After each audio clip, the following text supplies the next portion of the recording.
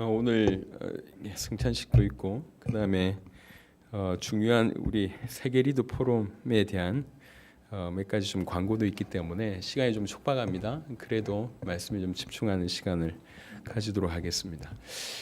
성경을 우리에게 주신 이유는 예수를 그리스도라고 믿게 하기 위함이고요.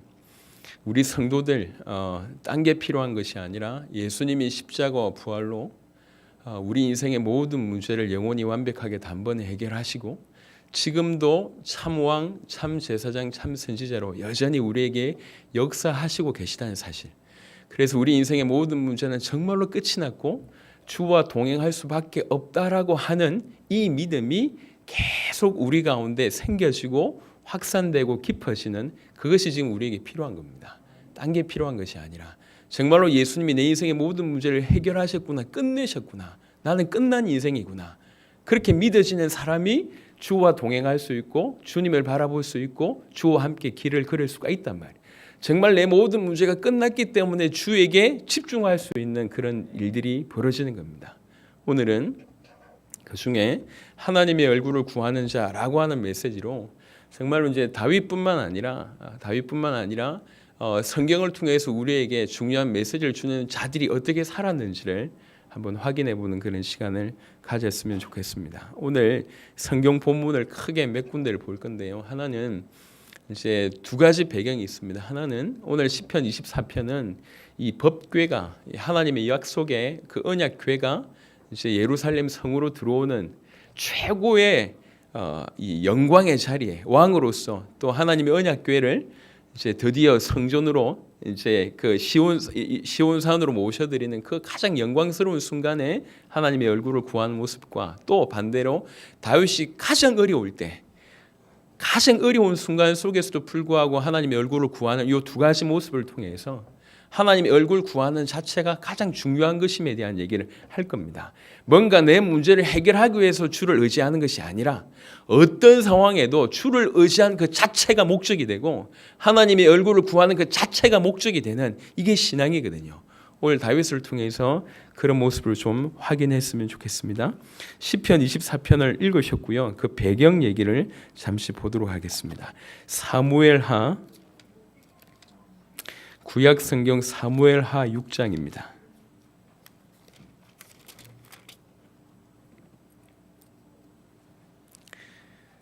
하나님의 궤를 이제 다윗 성으로 옮기는 그런 과정인데요. 사무엘하 6장 12절부터 19절 제가 봉독합니다. 어떤 사람이 다윗 왕에게 아뢰어 이르되 여호와께서 하나님의 궤로 말미암아 오벳에돔의 집과 그의 모든 소유에 복을 주셨다 한지라 다윗이 가서 하나님의 궤를 기쁨으로 메고 오벳에돔의 집에서 다윗 성으로 올라갈새 여호와의 궤를 맨 사람들이 6걸음을 가매 다윗이 소와 살찐 송아지로 제사를 드리고 다윗이 여호와 앞에서 힘을 다하여 춤을 추는데 그때에 다윗이 베오 에봇을 입었더라. 다윗과 온 이스라엘 족속이 즐거이 환호하며 나팔을 불고 여호와의 궤를 메어오니라. 여호와의 궤가 다윗 성으로 돌아올 때에 사울의 딸 미갈이 창으로 내다보다가 다윗 왕이 여호와 앞에서 뛰놀며 춤추는 것을 보고 심중에 그를 업신여기니라. 여호와의 궤를 메고 들어가서 다윗이 그것을 위하여 친 장막 가운데 그 준비한 자리에 그것을 두매 다윗이 번제와 화목제를 여호와 앞에 드리니라. 다윗이 번제와 화목제 드리기를 마치고 만군의 여호와의 이름으로 백성에게 축복하고 모든 백성 곧 이스라엘의 온 이스라엘 무리에게 남녀를 막론하고 떡 한 개와 고기 한 조각과 금포도 떡 한 덩이씩 나누어 주매 모든 백성이 각기 집으로 돌아가니라. 아멘. 그토록 원했던 일들이 지금 벌어지는 겁니다. 하나님의 임재를 상징하는 언약궤가 다윗 성으로 들어올 때 너무 기뻐가지고요. 다윗이 춤을 추는데 성경 이제 여러 군데를 더 찾아보면 알겠지만 바지가 내려갈 정도로 춤추는 거예요. 오늘 뭐 시스터 액터도 아니고 갑자기 우리 성가대에서 이렇게 막 춤을 추니까 너무 좋은 것 같아요. 다음 주 기대하겠습니다. 너무 좋은 것 같아요. 너무 기뻐서 하나님의 언약궤가 이제 일심으로 사실 그걸 원했는데 중간에 옮겨오다가 아시지만 이제 언약궤를 잘못 옮기는 과정에 우사라는 사람이 죽는 일이 벌어졌고, 그래서 옮기지 못하고 오벳에돔의 집에 언약궤를 두었는데, 그 오벳에돔의 집에 언약궤를 둔 이유 때문에 하나님이 오벳에돔을 축복하신 거예요. 그걸 보고 이제 때가 되었다. 이래서 이제 다윗성으로 다시 옮기는 과정입니다. 드디어 이제 다윗성에 들어왔어요. 얼마나 기쁩니까? 막 춤추면서 즐거워하는 중에 그 배경 가운데 지은 시가 시편 24편이다라는 얘기입니다. 자, 24편을 보겠습니다. 24편의 1절과 2절은 하나님이 누구신지를 다시 찬양합니다. 땅과 거기에 충만한 것과 세계와 그 가운데 사는 자들은 다 여호와의 것이로다. 여호와께서 그 틀을 바다 위에 세우시며 강들 위에 건설하셨도다. 조금만 생각해 보면 이건 대단한 말입니다.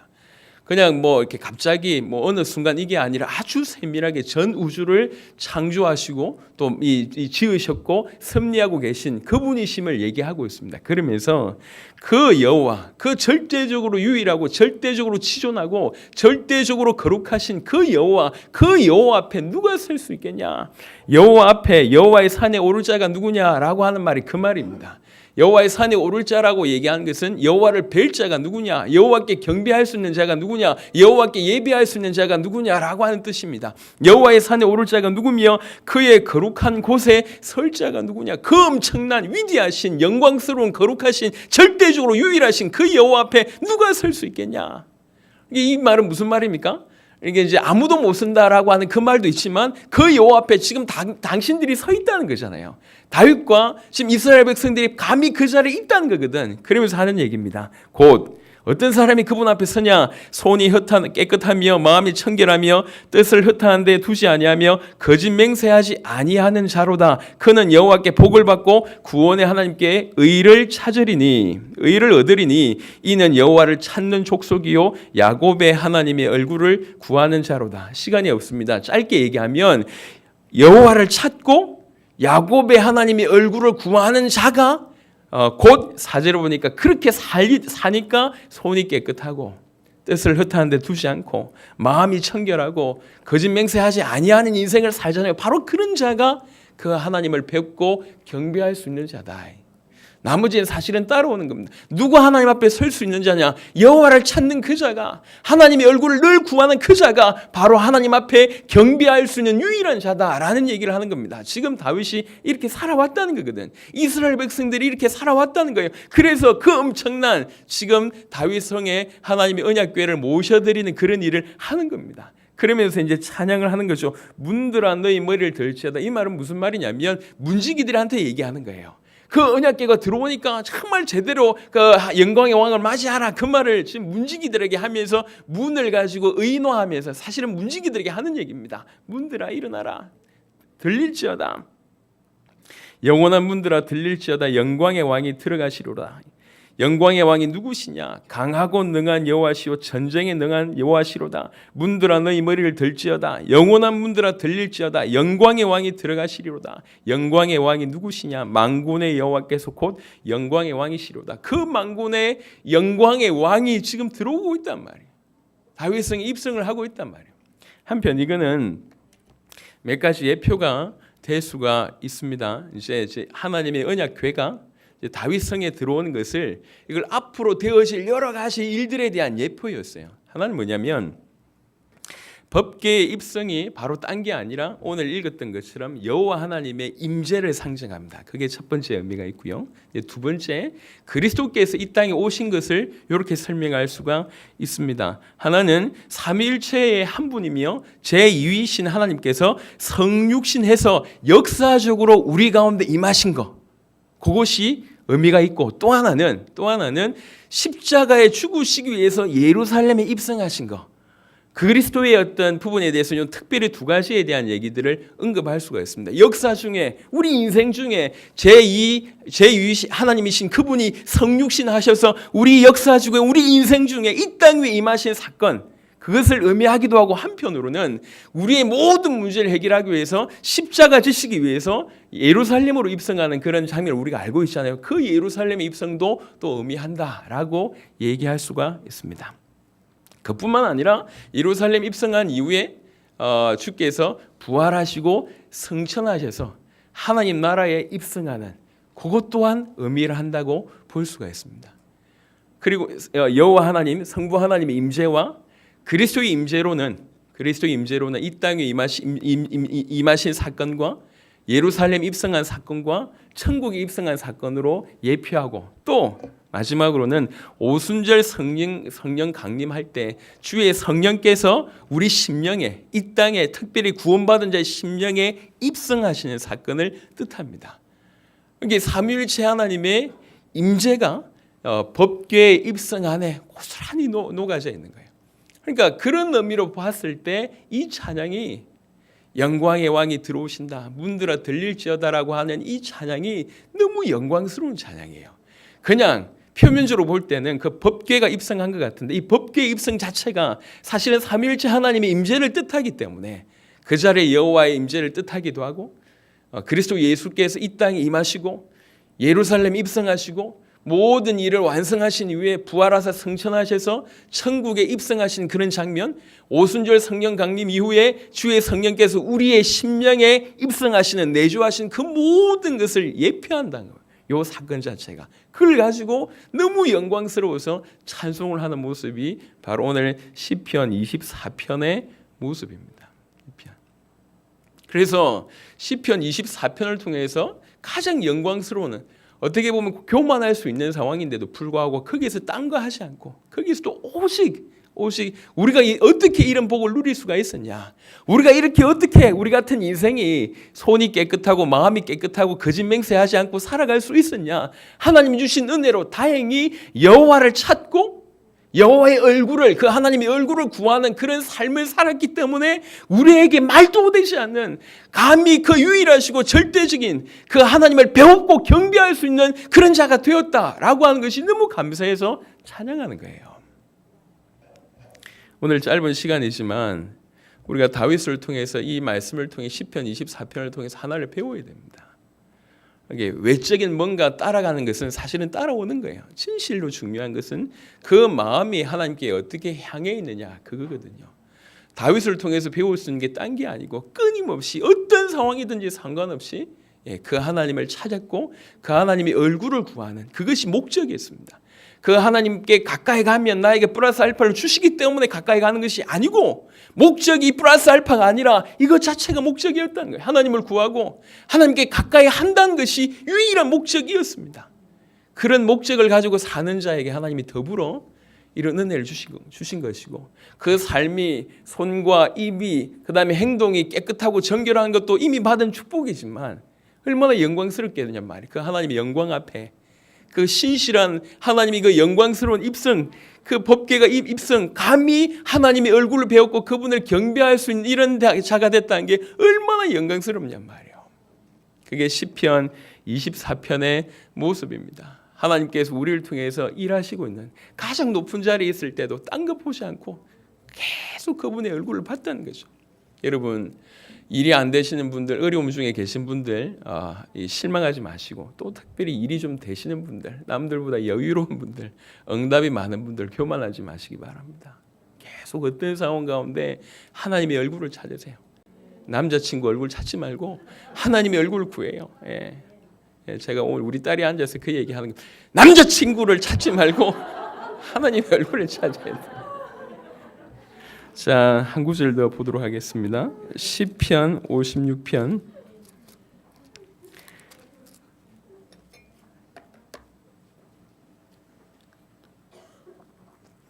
또 반대로 시편 56편 같은 경우에는 다윗 인생에 있어서 가장 비참했을 때의 모습이에요. 시편 56편을 읽기 전에 그 배경부터 먼저 설명을 하겠습니다. 사무엘상 21장을 보겠습니다. 사무엘상 21장. 제가 개인적으로 확인을 이렇게 생각을 해보면 가장 비참할 때, 도무지 기억하기 싫을 때의 모습이 이 사무엘상 21장의 모습입니다. 다윗이 이제 계속 쫓겨갑니다. 쫓겨간 세월이, 사울에게 쫓겨다닌 세월이 한 10년쯤 되는데요. 그 쫓긴 중에도 가장 힘든 상황이에요. 어디로 쫓겨가냐면 가드라고 하는 이 도시로 쫓겨갑니다. 이 가드라고 하는 것은 몇 가지 의미가 있는데, 골리앗이 가드 출신이에요. 가드. 그리고 실제로 다윗이 그 전에 가드라고 하는 이 블레셋의 도시를 치기도 했어요. 그런데 어쩔 수 없이 쫓겨가서 그 가드까지 갔는데 어떤 일이 벌어지냐. 사무엘상 21장 10절부터 15절 보겠습니다. 그날에 다윗이 사울을 두려워하여 일어나 도망하여 가드 왕 아기스에게로 가니 아기스의 신하들이 아기스에게 말하되 이는 그 땅의 왕 다윗이 아니니까. 아직 왕이 안 됐습니다. 아직 다윗이 왕이 아닌데도 불구하고 이방 사람들에게까지 왕으로 여기심 받을 정도로 인정을 받았다는 그겁니다.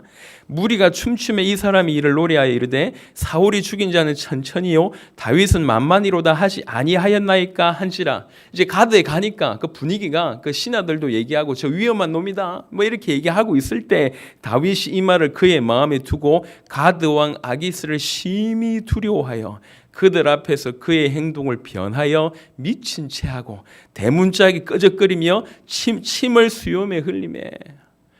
그 영광스러운 다윗이 죽겠구나 이런 생각이 드니까 큰 문 이렇게 끄적거리고 침을 수염에 흘리고 완전 미친 채 하는 그런 모습을 보이는 거예요. 이거 보고 아기스가 그의 신하에게 이르되 너희도 보거니와 이 사람이 미치광이로다. 어찌하여 그를 내게로 데려왔느냐. 내게 미치광이가 부족하여서 너희가 이 자를 데려다가 내 앞에서 미친 짓을 하게 하느냐. 이 자가 어찌 내 집에 들어오겠느냐 하니라. 이렇게 됐습니다.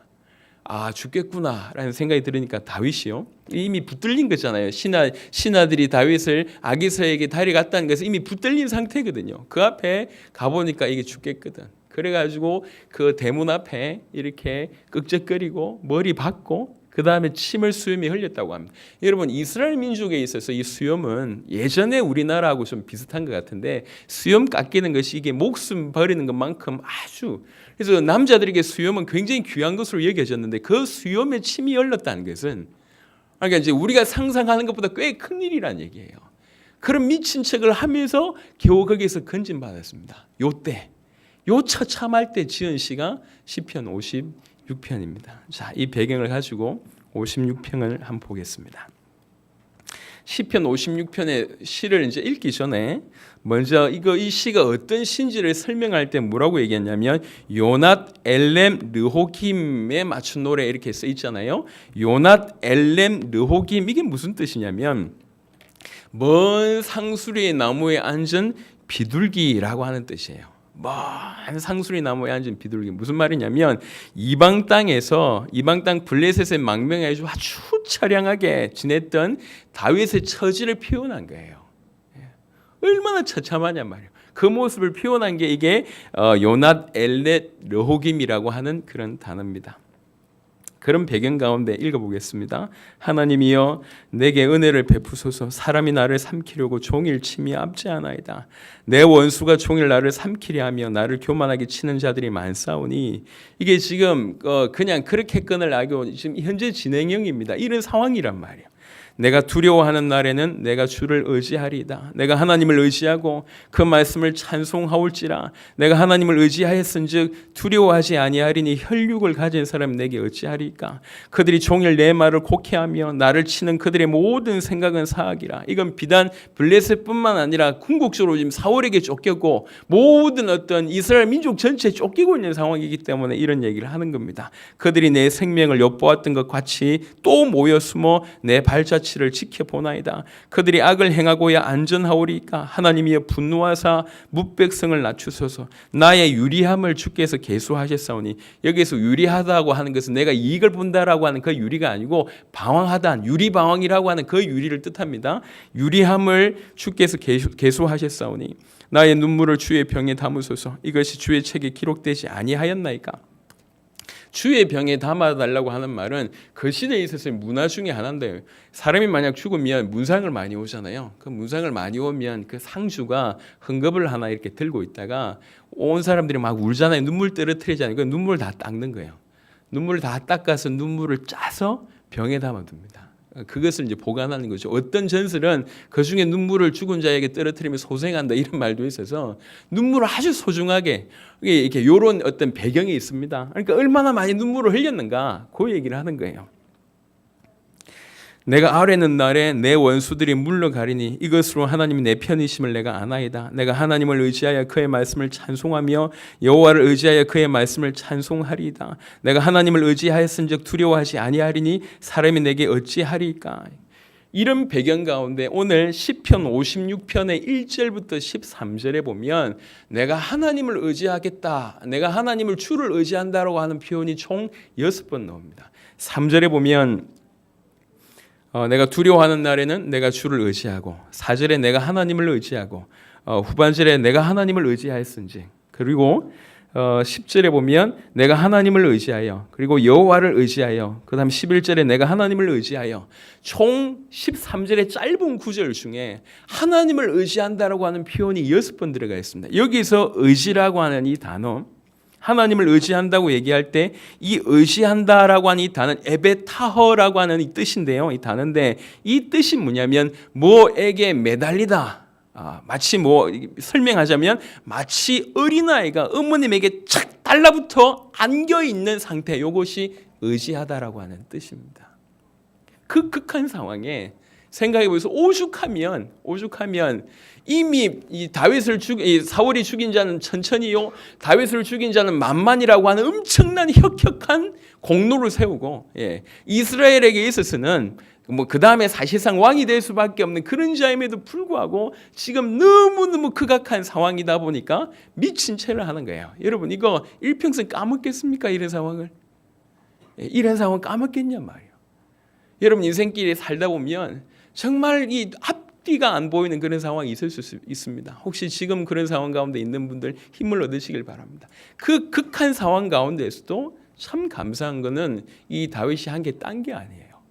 그런 상황에도 아이가 어머니에게 착 달라붙어서 안겨 있는 것 같이 그렇게 안겨 있었다는 거예요. 그렇게 의지했다는 거예요. 그러면서 12절 13절을 보니까 하나님이여 내가 주께 서원함이 있사온즉 내가 감사제를 주께 드리니, 모든 문제가 끝난 게 아닙니다. 그 상황이 있는데 먼저 감사제를 드린다는 거예요. 그리고 13절에 주께서 내 생명을 사망에서 건지셨습니다. 건지실 것인데 건지셨다고 고백을 하는 겁니다. 이미 끝났다. 건지셨습니다. 주께서 나로 하나님 앞, 그리고 생명의 빛에 다니게 하시려고, 그 하나님 앞에 생명의 빛에 다니게 하시려고 실족하지 아니하게 하지 아니하셨나이까. 끝까지 나를 하나님이 실족하지 아니하게 하실 것이다라고 하는 미래를 아예 과거에 이미 끝났다라고 하는 고백을 하는 겁니다. 감사제를 드리고 그 가운데서도 끝끝내 하나님이 나로 하나님 앞에 다니게 하실 것이다. 생명의 빛 가운데 다니게 하실 것이다.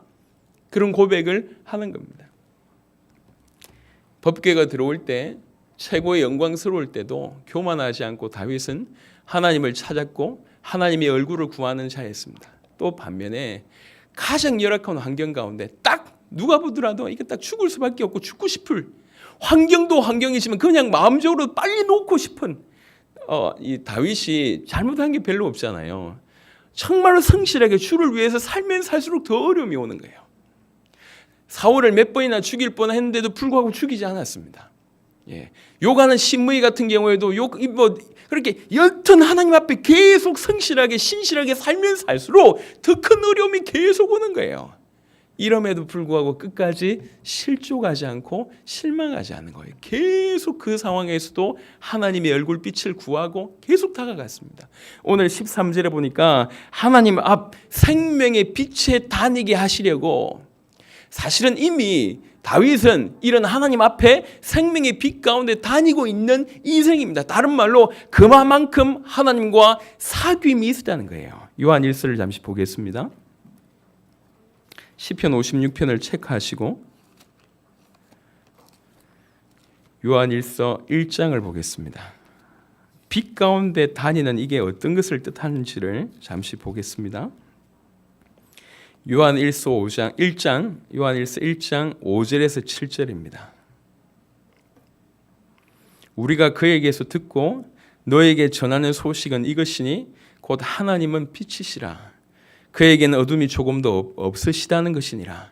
만일 우리가 하나님과 사귐이 있다 하고 어둠에 행하면 거짓말을 하고 진리를 행하지 아니함이거니와 그가 빛 가운데 계신 것 같이 우리도 빛 가운데로 행하면 우리가 서로 사귐 있고 그 아들 예수의 피가 우리를 모든 죄에서 깨끗하게 하실 것이요. 생명의 빛 가운데 다닌다는 말은 다른 말로 그와 그만큼 깊은 사귐이 있다라고 하는 얘기예요.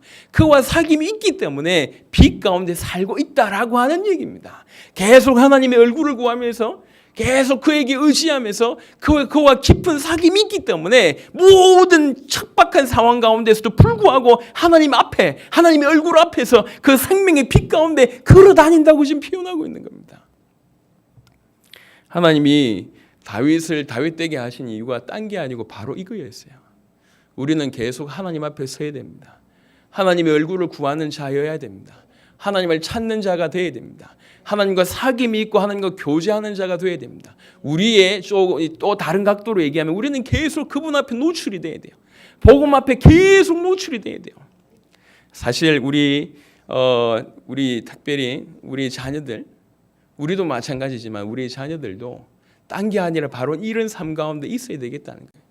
하나님 말씀에 계속 노출이 되고 하나님 복음 앞에 계속 노출이 되어서 어떤 상황 가운데서도 주님을 찾을 수 있는 자로 세워야 되겠다라고 하는 생각이 듭니다. 제가 지금 기도하고 있습니다. 지금 복음을 가지고 정말 우리 아이들을 좀 제대로 키워내야 되는데 우리끼리 해야 되겠다 이런 생각도 좀 듭니다.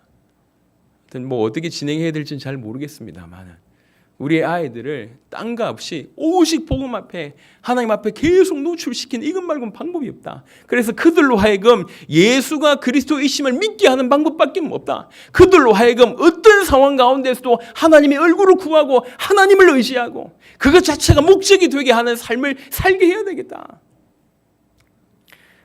나이가 조금 들고 세상의 것들이 너무 많이 들어오다 보니까요. 우리는 어떤 상황에 직면하게 될 때 그 문제를 해결하려고 본능적으로 움직입니다. 그 모든 상황 가운데도 우리의 눈이 고정되어 있으면서 하나님을 향하고 복음을 향해서 우리 눈이 고정되어 있어야 되는데 본능적으로 그 문제를 해결하는 쪽으로 움직이고 있는 모습을 본단 말이에요. 그만큼 우리가 영적으로 사로잡힌 부분이 아직도 많다고 하는 것이죠. 문제 해결이 아니라 어떤 상황 가운데서도 하나님을 바라볼 수 있는 그런 자로 견고하게 서야지 우리 세대의 세계복음을 감당할 수 있는 주역이 되지 않겠는가 싶습니다. 여러분, 여러분의 문제 해결을 위해서 복음을 이용하는 수준 낮은 인생 살지 마시길 바랍니다. 이것만 조금 해결되면 어떻게 되겠습니까? 아닙니다. 하나님 자체를 구해야 돼요. 여러분의 행복이 그 문제 해결에 있지 않다니까요. 돈이 더 벌어지고 아니면 여러분을 괴롭히는 사람이 없어지고 아니면 너무나 답답한 그 문제가 해결된다고 성장하는 게 아닙니다. 그렇다고 행복해지는 게 아니요. 우리는 하나님의 형상대로 지음받은 존재입니다. 하나님과 교제할 때 참으로 빛 가운데 거하게 된단 말. 우리 속에 있는 여러 가지 어두움이 그 빛 대신 그분과 교제하게 되었을 때 사라지게 되어 있습니다. 아직도 잠 못 자시는 분이 있습니까? 문제 때문에 잠이 안 오십니까? 왜 잠이 안 오십니까? 그렇게 힘드십니까? 약 먹는다고 해결되는 게 아니에요. 빛이 여러분의 영혼과 마음과 생각에 여러분 삶에 침투하게 될 때 이게 해결되는 겁니다. 오늘날은 우울증이 감기라고 얘기합니다. 물론 감기가 맞습니다. 그런데 우울증이 과연 약 먹는다고 해결될 그런 감기 증상이냔 말이에요. 왜 우울하십니까? 어둡기 때문에 우울한 거 아니에요. 우리의 노력으로 그 우울을 해결할 수가 없어요.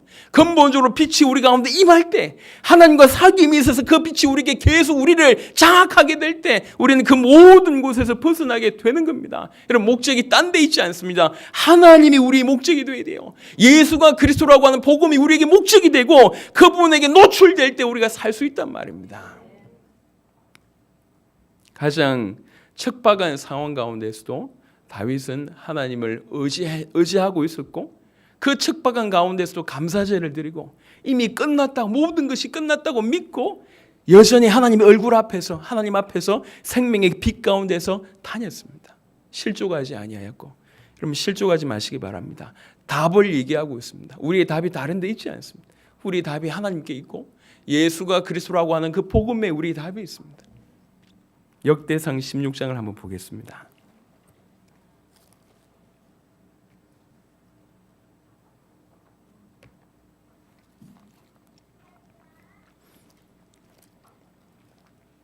역대상 16장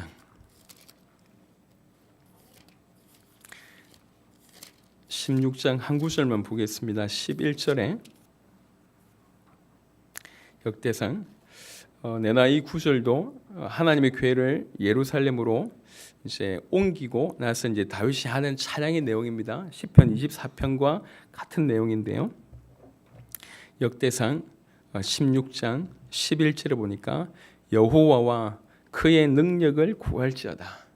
항상 그의 얼굴을 찾을지어다. 이렇게 얘기합니다.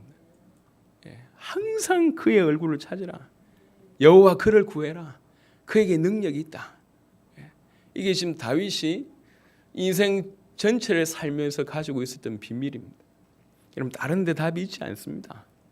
다른 데 눈 돌릴 시간에 우리가 여호와 하나님을 구하고 여호와를 찾고 여호와와 그의 능력을 구하는 것이 아주 지혜 있는 인생입니다. 호세아 말씀을 보겠습니다. 구약 성경 호세아 12장을 봅니다. 1267페이지 정도에 있습니다. 호세아 12장.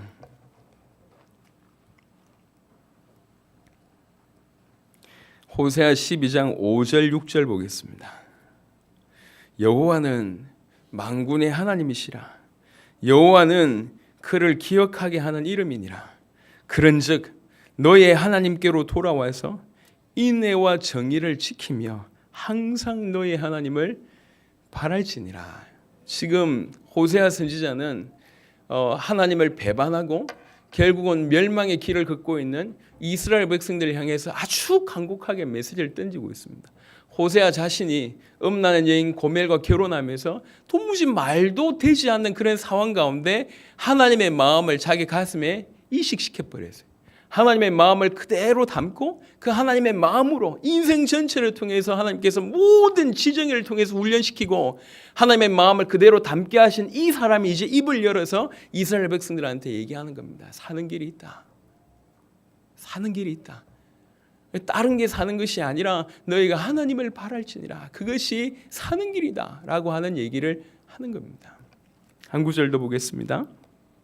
시편 16편입니다. 시편 16편 8절입니다. 시편 16편 8절에 내가 여호와를 항상 내 앞에 모심이여 그가 나의 오른쪽에 계심으로 내가 흔들리지 아니하리로다. 다윗이 어떤 마음이었냐면 항상 그를 항상 그 하나님을 여호와를 내 앞에 모셨다 이렇게 얘기합니다. 내 앞에 모셨다라고 하는 것은 지정의를 모든 것을 다 포함해서 결정적인 결단의 요소들, 결심의 요소들, 감정의 요소들, 지적인 요소들 다 총동원해서 그분을 항상 자기 앞에 모셨다는 거예요. 다른 말로 항상 하나님 앞에 살았다는 거예요. 시편 21편입니다. 시편 42편 보겠습니다. 시편 42편 1절 2절 보겠습니다.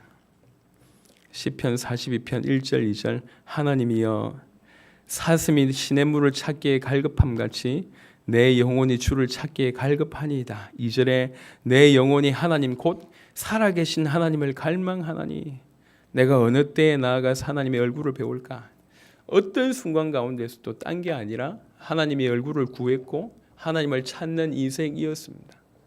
그 하나님을 찾는 인생을 하나님께서는 그 모든 심령뿐만 아니라 그의 마음과 생각과 모든 삶을 지키시고 마침내 하나님의 산에 올라서 여호와께 경배할 수 있는 그런 최고의 특권을 주신다. 이게 구약적인 사고에서의 메시지입니다. 말씀을 정리하도록 하겠습니다. 하나님의 얼굴을 구하는 그런 인생, 우리 주께서 우리에게 요구하시는 인생입니다. 여러분 생각해 보세요.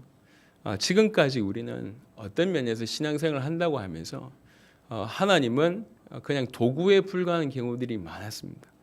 왜 그러냐면 하나님 자체를 구하기보다 삶이 워낙 힘드니까, 너무 어려우니까, 또 해결해야 될 것이 너무 많으니까, 끝났다고 믿어지지 않으니까 이 많은 해결, 그 답답한 이런 것들 해결하기 위해서 뭔가 끌어당겨서 그걸 사용하는데 그 끌어당김이 뭐냐면 그게 복음이었고 하나님이었어요.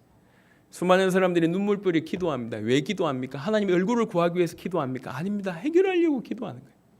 그게 지금의 신앙이었고 그렇게 신앙생활을 하면서 받았던 응답들도 간증하면서 그렇게 신앙생활을 할 것을 요구하고 있는 시대가 오늘 이 시대입니다. 우리가 뭘 구해야 되냔 말이에요. 문제 해결을 구해야 되는 겁니까? 정말 지혜 있는 사람은 정말 하나님 앞에서 계시받은 사람은 딴 것이 아니라 하나님 자체를 구하는 거예요. 여러분 하나님 자체를 묵상해 보세요. 하나님의 얼굴을 구해 보세요.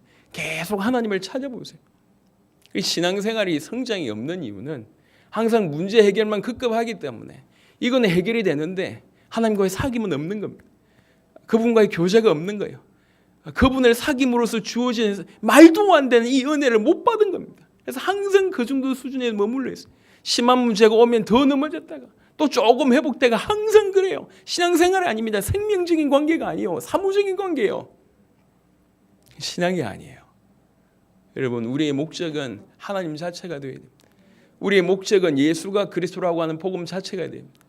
우리가 믿는다고 얘기하는 그 믿음은 예수님이 내 인생의 모든 문제를 해결하셨다라고 하는 믿음과 그분 그 하나님과 내가 지금 동행하고 있다는 믿음과 하나님이 나를 통해서 하나님이 가장 귀중한 일을 하실 것이라고 하는 그 믿음으로 이 땅에서 지금 사는 겁니다.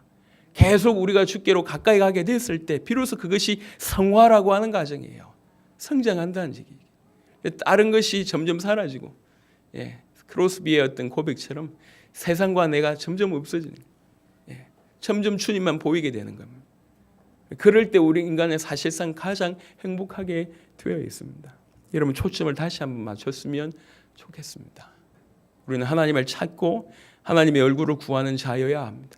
우리는 복음에 노출된 자여야 되고 계속 복음에게로 복음으로 깊이 들어가는 자여야 합니다. 오늘 시편 24편, 시편 56편의 다윗처럼 최고의 영광의 순간에도 여전히 하나님의 얼굴을 구하고 가장 열악한 상황에 가장 극악한 상황에 도무지 기억하기도 힘든 바로 그 순간에도 아이가 엄마 품에 탈싹 붙어가지고 안겨있는 것 같이 내가 주님을 의지합니다. 내가 여전히 하나님의 앞에 있고 생명의 핏대에 여전히 거하고 있습니다 라고 고백을 한 겁니다. 어떤 상황 가운데 상관없이 우리의 초점이 그분에게 맞춰져 있는 거예요.